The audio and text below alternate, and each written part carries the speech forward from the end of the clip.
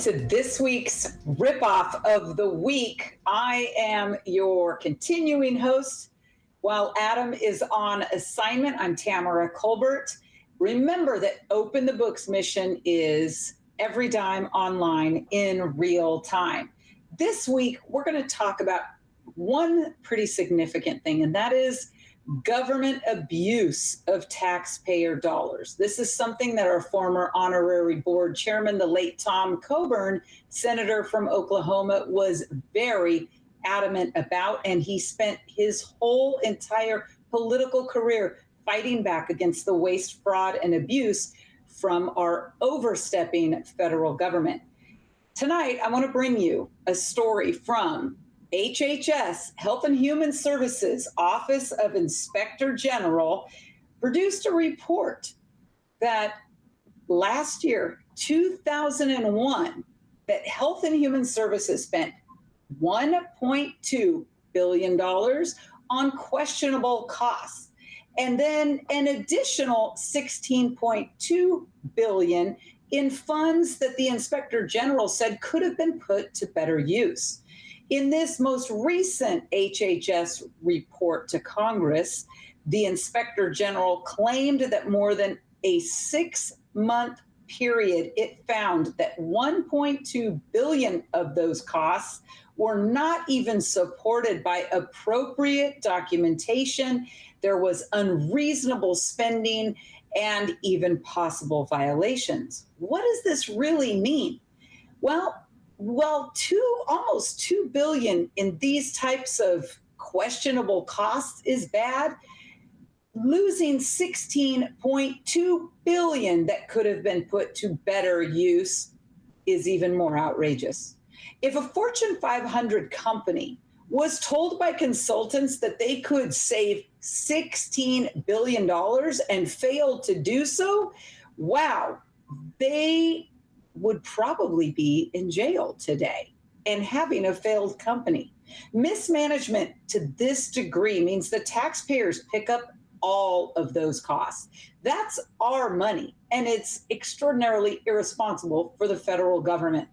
But with tax tape behind us, how many of us are truly wondering what the federal government is actually doing with our money? Well, obviously, there's a lot of waste, there's a lot of fraud, and what we're seeing here, there is quite a lot of abuse. But since we're talking about this irresponsible spending behavior from the federal government, let's just talk about what mismanagement really is. We also found out that in 2021, Open the Books investigators uncovered $281 billion in improper payments. So let's add the previous $17.4 billion, $281 billion, and you get a whopping $298.4 billion in federal tax money from you and me that was either mismanaged or misspent. $300 billion. Wow. Don't you think some of our schools or education could use that money? Or how about if we use that $300 billion to pay off the $30 trillion that each one of us Americans owes to the federal government in our debt alone? Well, Open the Books has reported that literally trillions of dollars have been improperly spent since 2004. Those improper payments accounted for almost just under 20% of all government transactions in 2021 alone. That is more than double of what that that percentage was in 2020. The most disturbing part of this report, though, if we really think about it, is when the GAO, the General Accounting Office, notes that there is a, quote, material deficiency in the government's ability to, quote, I'm going to read it, determine the full extent to which improper payments occur, and they cannot reasonably assure that appropriate actions are taken to reduce those improper payments. The other kicker of the report was that the federal government cannot even identify and resolve the information security control deficiencies and manage those security risks on an ongoing basis. Not only is government making an increasingly large sum of improper payments each year, but they don't even know how to stop doing that. Time is running out, folks. Our growing debt to GDP ratio makes it harder and harder for us to get out of the black hole of debt we're actually digging.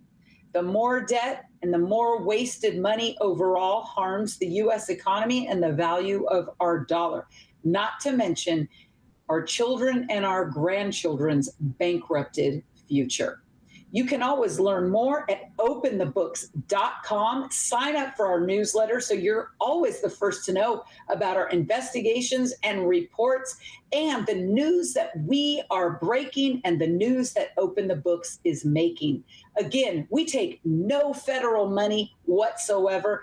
Our support comes from the average American, which we are so thankful for. And we will continue to work on your behalf as part of the transparency revolution that we believe the time is now.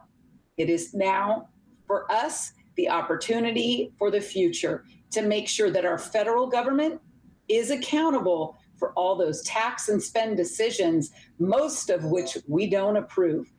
Again, visit openthebooks.com where you can learn more, sign up for our newsletter, sign our petition, and we'll look forward to talking with you next week.